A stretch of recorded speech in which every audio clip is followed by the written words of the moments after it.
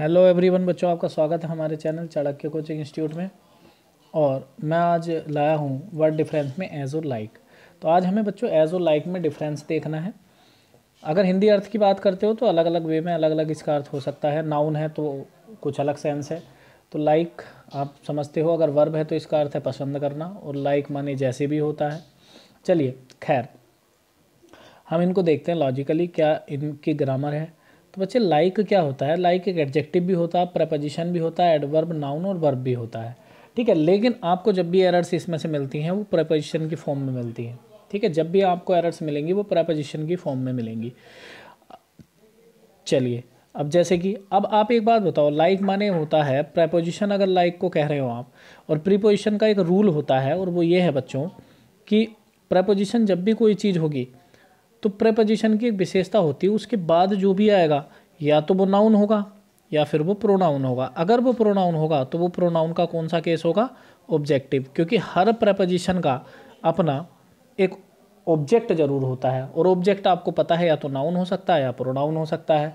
अच्छा, अगर pronoun object बनता है तो वो उसका ऑब्जेक्टिव केस आता है। जैसा आई का क्या होता है? ऑब्जेक्टिव केस में। अब समझिए, मैं इसको प्रीपोजिशन की फॉर्म में यूज कर रहा हूँ। Do not talk like him, उसकी तरह बात मत करो। अब बताओ लाइक क्या है? एक प्रेपोजिशन। अगर ये प्रेपोजिशन है बच्चों तो ही आना चाहिए या हिम आना चाहिए? ऑब्वियसली ये प्रेपोजिशन है, और प्रीपोजिशन का ऑब्जेक्ट जो होगा वो एक प्रोनाउन है, और प्रोनाउन का ऑब्जेक्टिव केस क्या होगा? ही का, हिम होगा, तो ऑब्वियसली हिम आना चाहिए। ठीक है, आगे चलते हैं। He lives in the same street like me, ये मैंने व्हाट्सअप ग्रुप से उठाया है, आपकी प्रॉब्लम देख के ही मैंने इनमें डिफरेंस दिया है। He lives in the same street, वह उसी स्ट्रीट में रहता है जिस स्ट्रीट में मैं रहता हूँ। लाइक मी, तो यहाँ भी ये क्या है? ये प्रेपोजिशन है। अगर ये प्रेपोजिशन है बच्चों तो इसका मतलब यहाँ ऑब्जेक्टिव केस आएगा। क्या आएगा? ऑब्जेक्टिव केस आएगा। क्लियर? आगे देखते हैं बच्चों। ही लाइक्स मी, अगर आप कहते हैं ही लाइक्स मी तो ये वर्ब है, आपको पता होगा वह मुझे पसंद करता है। आगे देखते हैं। टेल मी अबाउट योर है ये। Tell me about your likes and dislikes, यहाँ ये लाइक्स जो है नाउन है, प्लूरल नाउन। अपनी पसंद और नापसंद के बारे में बताओ। तो लाइक माने आपकी पसंद क्या है, उसे लाइक बोलते हैं। लाइक्स है तो कई सारी पसंद है। ठीक है, इस तरह से। तो ये तो आपको पता चल गया, जब भी आपको एरर मिलेगी तो वो लाइक एज ए प्रीपोजिशन आपको ट्रीट करना होगा। अच्छा, इसी में एज, अब इसमें क्या है बच्चों? ये प्रेपोजिशन नहीं होता, ये कंजंक्शन होता है, एडवर्ब होता है, रिलेटिव प्रोनाउन होता है। जब भी आपको गलती मिलेगी एज ए कंजंक्शन मिलती है इससे गलती, या फिर रिलेटिव प्रोनाउन गलती मिलती है। बहरहाल जो भी हो, we walked as fast as we could. बच्चे ये सिमली होती है, ये अलंकार का नाम सुना होगा तुमने जिसमें सिमली अलंकार होता है। तो ये सिमली है, वह चला as fast as we could, sorry वे चले। एज फास्ट एज माने उतना तेज जितना वो चल सकते थे। तो एज फास्ट एज आपने सुना होगा, एज स्ट्रॉन्ग एज सुना होगा। तो ये आपका प्रोनाउन आपका जो है एडजेक्टिव में पढ़ाया जाता है एज। ठीक है, ये समानता दिखाई जाती है। क्लियर? अब समानता दिखाई जाती है, एडवर्ब होता है इस केस में, एडवर्ब है।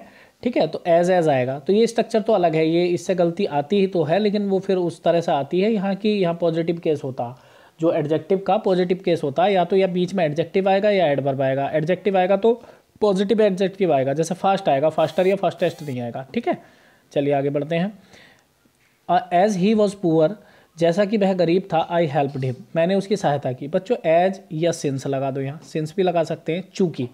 चूंकि वह गरीब था, मैंने उसकी सहायता की। तो एज ऐसी केस में कंजंक्शन है। आप पहचानोगे कैसे ये कंजंक्शन है? एज के बाद आप देख रहे हैं क्लाउज आई है। क्लाउज का मतलब जिसमें सब्जेक्ट और अपनी वर्ब या अपना प्रेडिकेट फॉर्म हो। ठीक है, तो इसमें सब्जेक्ट है, इसमें प्रेडिकेट है, इसका मतलब ये क्या है? एक क्लाउज है। और बच्चे क्लाउज जो आती है ना पूरी, वो क्लाउज हमेशा कंजंक्शन के सामने आती है। किसके सामने? कंजंक्शन। प्रीपोजिशन के साथ कभी भी अपनी क्लाउज नहीं होती है। प्रीपोजिशन के साथ केवल ऑब्जेक्ट होता है, या तो नाउन में या फिर प्रोनाउन के ऑब्जेक्टिव फॉर्म में। तो इस बात से भी पता चलता है कि इसके बाद एज के बाद आप हिम नहीं लगा सकते। ठीक है, एज के बाद हिम नहीं लगा सकते अगर एज ए कंजंक्शन है। सी लाइक्स द सेम कलर, वह पसंद करती है बिल्कुल वैसा कलर एज आई डू, जैसा मैं पसंद करता हूँ। यहाँ एज जो है वो रिलेटिव प्रोनाउन है, कहीं ना कहीं पीछे से अगली क्लाउज में कुछ संबंध है। वह पसंद करती है same colour the same colour as I do. तो आई डू मैं क्या करता हूँ भाई? सेम कलर को पसंद करता हूँ। तो एज क्या है? यहाँ रिलेटिव प्रोनाउन है। रिलेटिव प्रोनाउन हमेशा पिछली क्लाउज में से अगली क्लाउज में कुछ ना कुछ प्रेफर करते हैं। ठीक है, तो यहाँ ये रिलेटिव प्रोनाउन है। Relative pronoun as a conjunction ही काम करते हैं। और देखो आई डू आया है क्योंकि एक क्लाउज है इसके बाद भी।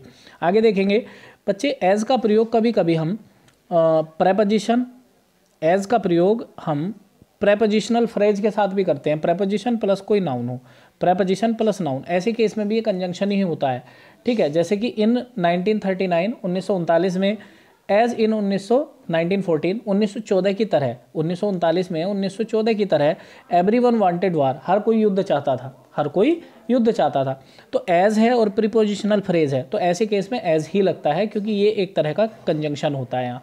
तो आपने एक चीज़ देखी बच्चों कि लाइक हमेशा एक प्रपोजिशन होगी, आपको जब भी ग्रामर की गलती देंगे तो लाइक एज ए प्रीपोजिशन, क्योंकि वर्ब होगी तो पहचान ही जाएंगे ना आप, सिंपल। तो आपको नाउन या प्रोनाउन यूज करना है, प्रोनाउन होगा ऑब्जेक्टिव फॉर्म में, ठीक है। अब यहाँ एज जो है, एज के बाद या तो एक क्लाउज होगी, क्लाउज का मतलब सब्जेक्ट वर्ब ऑब्जेक्ट, यानी कि एक सेंटेंस। क्लाउज इसलिए कहते हैं क्योंकि एज से जुड़ा है तो फिर एक और वाक्य होता है, तो इसलिए बच्चों वहाँ वाक्य तो कुछ और होता है, ये पार्ट ऑफ सेंटेंस होता है, तो ये क्लाउज होता है।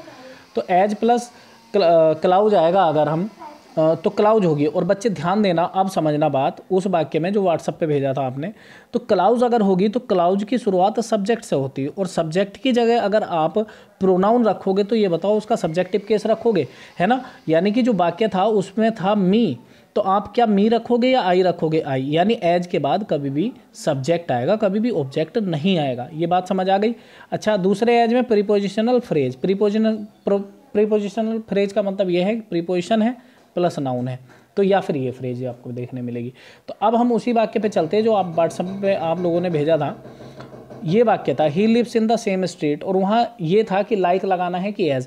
तो बताइए, मी एक ऑब्जेक्ट है, और ऑब्जेक्ट है तो ऑब्वियसली ये क्लाउज नहीं है, ये केवल एक ऑब्जेक्ट है, और ऑब्जेक्ट है तो यहाँ प्रेपोजिशन आएगी, और प्रेपोजिशन केवल और केवल क्या होती है बच्चों, लाइक होती है। यही समझाने के लिए मैंने इनमें डिफरेंस बताया था आपको।